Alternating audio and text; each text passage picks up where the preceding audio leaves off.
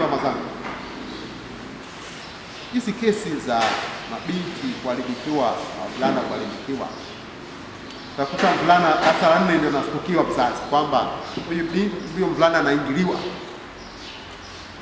Sasa hivi alipoanza kuingiliwa wewe mzazi kustuka, yaani kangali kando anaingiliwa tu chekechea, wewe mzazi mstuka. Darasa la kwanza mstuka, darasa la pili mstuka, mpaka la 4 kesha kubusu sakaharibika. Sasa kinyesi kinatoka leo unastuka mzazi, kumbe mwanangu anaharibiwa.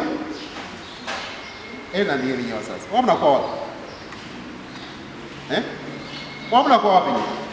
Hao mabinti zenu hawa wananajisiwa tingali kidogo dogo, mpaka fika mali kaharibika kabisa. Sasa wewe sasa hivi kweli kuna binti mdogo hata kama na miaka 16 anapoingiliwa kabisa kwa mara ya kwanza tashinda kustuka mabadiliko yake?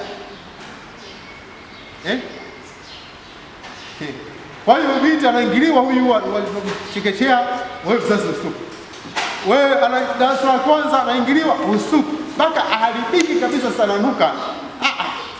Kumbe binti yangu anaharibiwa. Sasa tujiulize swali, hiyo wazazi wanakuwa wapi? Tuna shughuli nyingi au sio? Ndio hii malezi watu wa chama house girl.